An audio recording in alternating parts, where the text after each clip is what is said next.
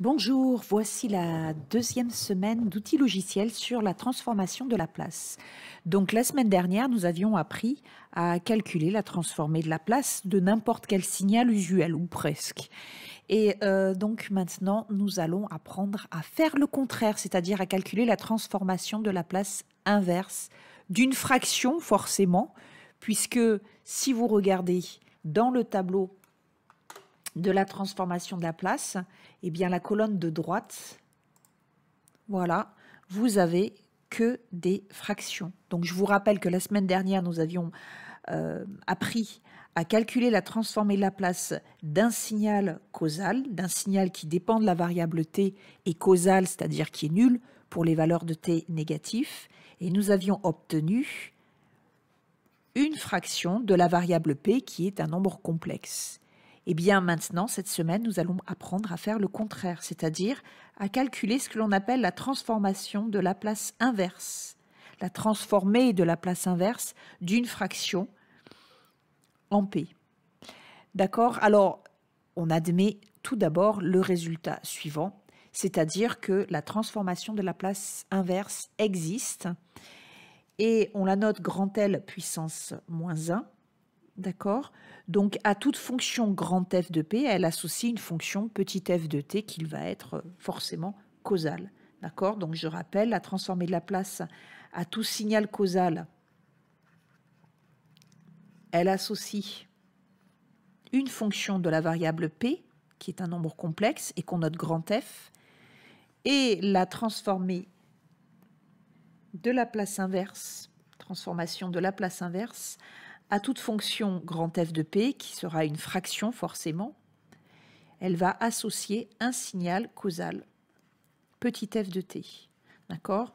Donc, on note grand f de p, c'est la transformée de la place de petit f de t, et on va noter petit f de t égale la transformée de la place inverse de grand f de p. Voilà comment ça marche. Alors, maintenant, quelques exemples. Donc, en fait, pour les exemples, ça ne va pas être compliqué. Au lieu de faire une lecture du tableau de la gauche vers la droite, on va faire une lecture du tableau de la droite vers la gauche. Donc, ça ne va pas être compliqué. Quelle est la transformée de la place inverse de 1 sur P? Eh bien, on regarde ici 1 sur P dans la colonne de droite, ce qui donne U de T ou 1. Je vous rappelle les notations abusives. Soit on écrit 1 fois U de T, soit on écrit 1. D'accord? Donc ici, on peut mettre U de T ou notation abusive 1. D'accord? En fait, c'est 1 fois U de T. Et le U de T qui rend causal le signal, vous vous rappelez, c'est l'échelon unité U de T. C'est la fonction qui est égale à 0 quand T est négatif strictement et à 1 quand T est positif ou nul. Voilà l'échelon unité qu'on appelle aussi la fonction de Heaviside et qui se note aussi grand phi de T. Alors, la place inverse de 1 sur P plus 3, eh bien ici, on regarde, on a 1 sur P plus A avec A égale à 3, donc ça donne exponentielle moins 3T fois U de T, ou bien notation abusive exponentielle moins 3T. Je vous laisse mettre sur pause, puis sur play, pour avoir les suivants. Voilà donc le corrigé. Donc ici, pour 1 sur P carré plus 4, eh bien, si on regarde le tableau, en fait, on va utiliser la formule la place inverse de oméga sur P carré plus oméga carré, qui est égal à sinus de oméga t fois U de t. Le oméga ici, eh bien, c'est égal à 2, puisqu'oméga carré est égal à 4, donc oméga égale à 2, ça veut dire qu'il va falloir faire apparaître 2 au numérateur. Et si on multiplie par 2, il faut diviser par 2 pour pouvoir compenser, sinon ce n'est plus la même expression. Et la place, vous vous rappelez, la transformation de la place est linéaire, comme l'intégrale, c'est-à-dire eh bien, la transformée de la place de 1 demi fois f, c'est 1 demi fois la transformée de la place de f. Eh bien, on va pouvoir faire exactement la même chose avec la transformée de la place inverse. La transformée de la place inverse de 1 demi fois grand F est égale à 1 demi fois la transformée de la place inverse de grand F. Donc le 1 demi, ici, on peut le sortir. Et donc, on a exactement la formule qui est ci-dessous. La place inverse de oméga sur P carré plus 4, ce qui donne donc 1 demi fois sinus de 2T fois u de t, ou notation abusive, 1/2 de sinus de 2t.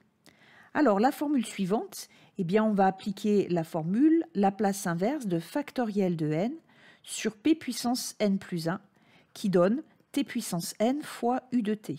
Donc ici, n est égal à 2, donc il nous faudrait au numérateur factoriel 2, c'est-à-dire 2. Donc on va faire comme tout à l'heure, on va multiplier et diviser par 2, et le 1/2, on va le sortir de Laplace inverse. Voilà, donc on obtient 1/2 fois t carré u de t. Laplace inverse de p sur p carré plus 4, donc ça c'est la formule directe cosinus de 2t fois u de t, ou notation abusive cosinus de 2t.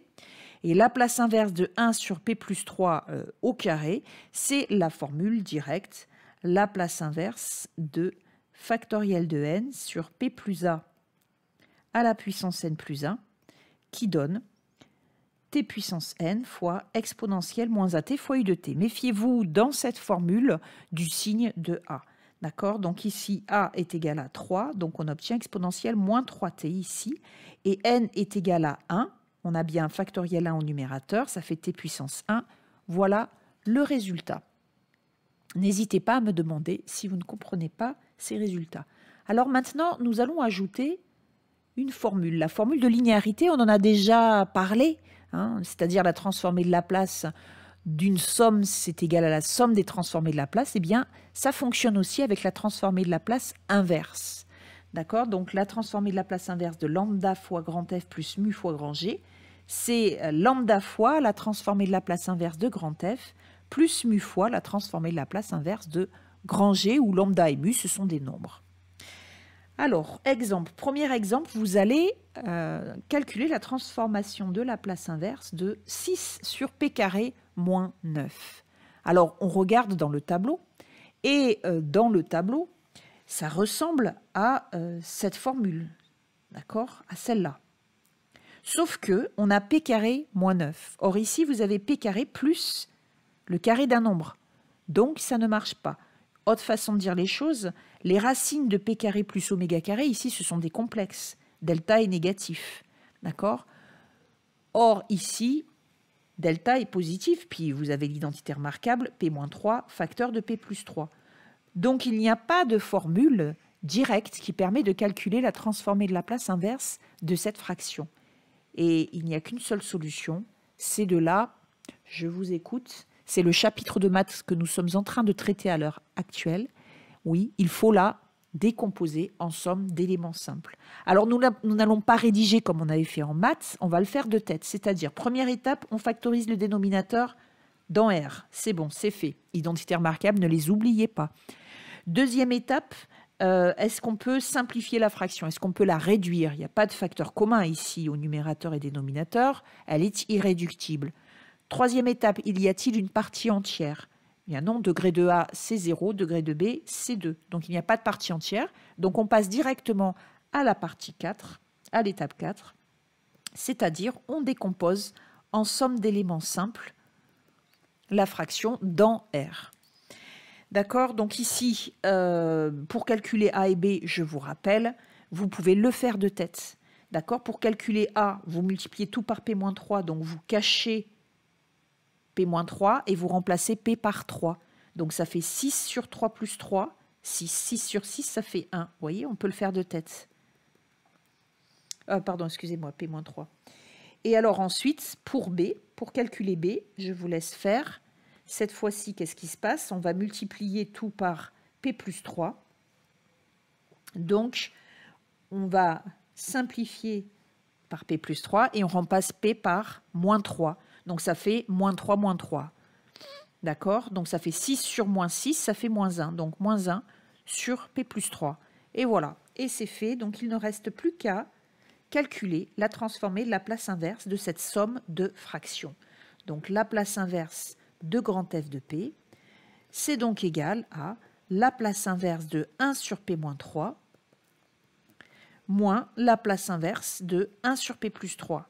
Et vous avez les formules directes qui vont bien, c'est exponentielle. Alors faites attention, hein, parce que la formule avec l'exponentielle, c'est Laplace inverse de 1 sur P plus A, qui est égal à exponentielle moins AT fois U de T, ou exponentielle moins AT en notation abusive.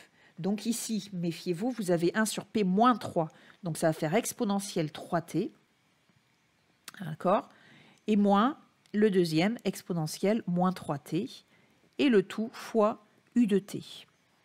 On verra en mathématiques par la suite que cette formule donne 2 fois le sinus hyperbolique de 3T fois U de T. Donc vous ne comprenez pas, c'est normal. On verra cette partie sur les cosinus et sinus hyperboliques après la prochaine alternance. Alors maintenant, grand G de P. Grand G de P, on vous l'a décomposé en somme d'éléments simples dans R pour que ça aille plus vite. Mais normalement, il faudrait passer en revue toutes les étapes de décomposition en somme d'éléments simples et on obtiendrait ce résultat-là. Donc, la place inverse de grand G de P, ça va être, on applique la formule de linéarité, la place inverse de 1 sur P plus 2 au carré, P plus 1 pardon, au carré, plus la place inverse de 1 sur P plus 1, et plus la place inverse de P plus 1 sur P carré plus 4. Je vous laisse réfléchir, mettre sur pause, puis sur play pour avoir la solution. Alors, P plus 1 sur P carré plus 4, en fait, on n'a pas de formule directe dans le tableau. On va scinder cette fraction en 2 fractions. D'accord? Donc, ça va donner du coup la place inverse de P sur P carré plus 4. Vous allez pouvoir appliquer la formule du cosinus, plus la place inverse de 1 sur P carré plus 4. Vous allez pouvoir appliquer la formule du sinus. Je vous laisse mettre sur pause, puis sur play pour avoir la solution. Allez, la solution, donc G de T, petit g de T, est donc égal à, donc ici, ça va vous donner T fois exponentielle moins T, plus exponentielle moins T, plus cosinus de 2T, et plus, alors ici, pour faire la formule du sinus, il nous manque un 2 fois 2, hein, donc 1 demi, on sort le 1 demi, et ça donne donc 1 demi fois sinus de 2t. Et on peut tout multiplier par u de t ou notation abusive, on ne multiplie pas par u de t. Voilà donc ici l'utilisation de cette formule de linéarité. Alors maintenant, nous allons travailler ensemble sur cette fraction. Alors, déjà, dans la colonne de droite du tableau, nous n'avons pas cette fraction directe, d'accord? On a des dénominateurs, enfin ici, ils sont de degré 1 la plupart, ou alors on a une identité remarquable à la puissance n. Bon, là en fait, on va chercher à décomposer en somme d'éléments simples cette fraction. Donc pour cela, première étape, on factorise dans R le dénominateur. Donc delta, c'est égal à b carré moins 4ac. A, il est négatif. Alors, s'il est négatif, cela signifie que cette fraction, on ne peut pas plus la décomposer dans R. C'est déjà un élément simple dans R. D'accord? Alors, ça veut dire qu'il faut regarder un peu mieux le tableau de la transformation de Laplace et qu'on devrait pouvoir trouver les formules qui vont bien. Alors, on reprend ce tableau. Et là, on se dit, ben oui, en fait, c'est l'une ou l'autre de ces deux formules. Il peut y avoir aussi celle-là. D'accord? Ce sont les 4 formules dans lesquelles, au dénominateur, on a un polynôme de degré 2 qui ressemble à notre formule. Donc, en fait, si vous voulez, c'est, je les écris, ces formules, soit cette formule, P plus A sur P plus A au carré plus oméga carré, qui donne exponentielle moins at fois cosinus oméga t fois u de t, ou alors cette formule oméga sur p plus a au carré plus oméga carré, qui va donner exponentielle moins at fois sinus de oméga t u de t. Voilà, c'est l'une de ces deux formules, ou même les deux, pourquoi pas. Ça veut dire que le dénominateur, ici, on a p carré plus p plus 1. Il va falloir l'écrire sous la forme p plus a au carré plus oméga carré. Et ça, vous avez dû le voir en seconde ou première, ça s'appelle mettre sous forme canonique. Nous allons mettre sous forme canonique le dénominateur de cette fraction. Alors, comment on fait ça? Ici, on prend les deux premiers termes, p carré plus 1, et on se dit c'est le début d'une identitaire marquable. De l'identitaire marquable, p plus a au carré. P plus a au carré, c'est p carré plus 2ab, 2ap, plus a au carré. D'accord? Donc ici, si on identifie, on se dit, bien en fait, 2a est égal à 1. Donc a, ça va être égal à 1 demi. Ok, donc on va avoir p plus 1 demi au carré. Sauf que quand on écrit p plus 1 demi au carré, on a a au carré. Et a au carré, c'est 1 demi au carré. Ça fait 1 quart. Donc on va dire que 1, c'est égal à 1 quart plus 3 quarts. Donc nous avons p plus 1 demi, le tout au carré, plus 3 quarts. Ok. Alors, si ça n'est pas bien clair, je vous développe ici le p plus 1 demi au carré. C'est p au carré plus le double produit plus 1 demi au carré. Donc vous voyez qu'on obtient bien p carré plus p plus 1 quart. Et après, plus 3 quarts, ça fait le plus 1. Voilà, donc on a bien p plus a au carré plus oméga au carré, ben en fait, c'est le carré de racine de 3 sur 2.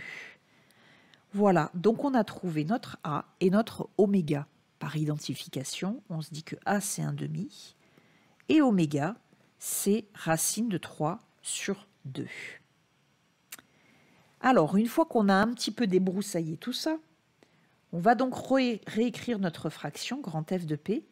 C'est donc égal à P sur P plus 1 demi au carré plus racine de 3 sur 2 au carré. Alors maintenant, on compare avec nos deux formules ici. Et on se dit, on n'y est pas encore. Pourquoi? Ben parce que soit il faudrait au numérateur avoir du P plus 1 demi, soit avoir du oméga, c'est-à-dire racine de 3 sur 2. Donc, on va faire un peu de cuisine. Si vous voulez des astuces, on va d'abord faire apparaître le P plus 1 demi au numérateur. Donc, évidemment, si on ajoute un demi, c'est plus la même expression. Donc, il faut compenser en soustrayant un demi.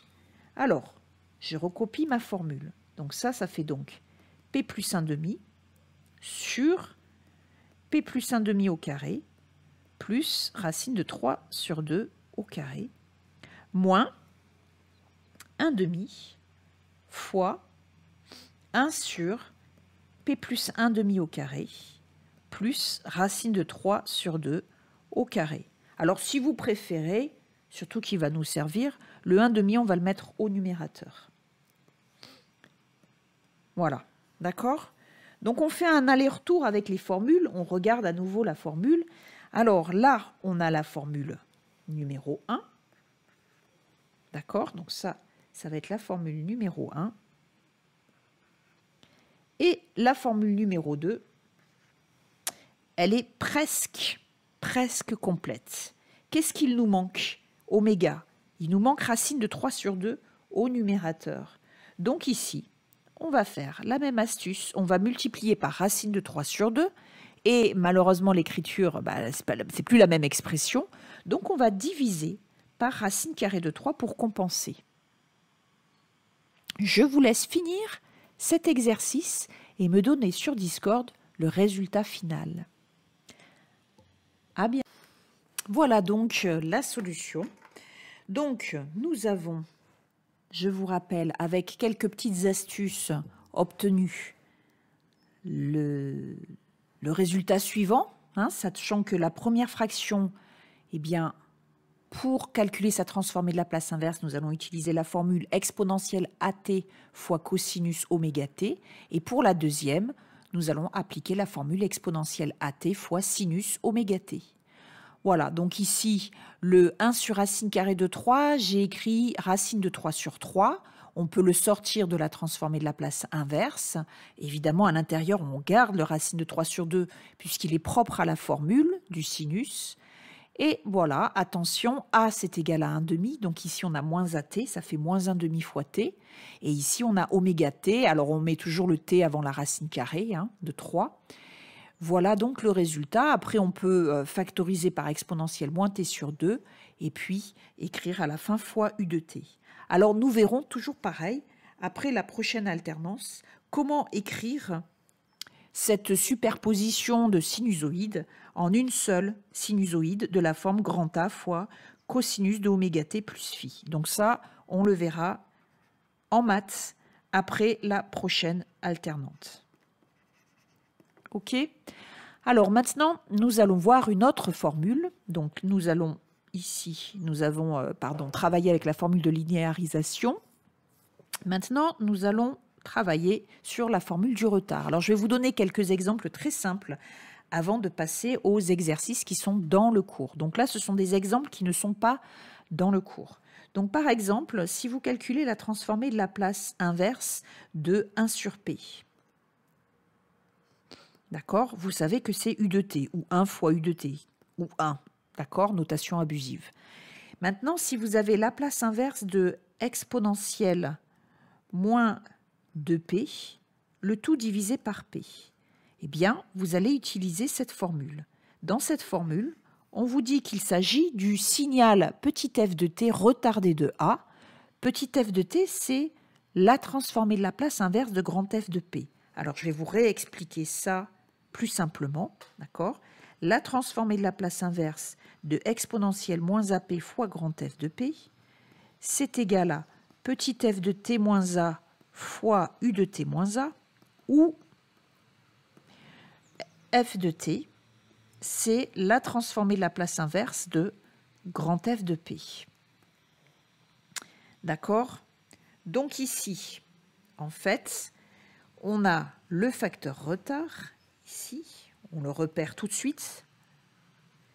Donc, ça va donner la formule, dans un premier temps, A est égal à 2, donc ça fait f de t moins 2 fois U de t moins 2. Et la fonction petit f, comment la trouve-t-on?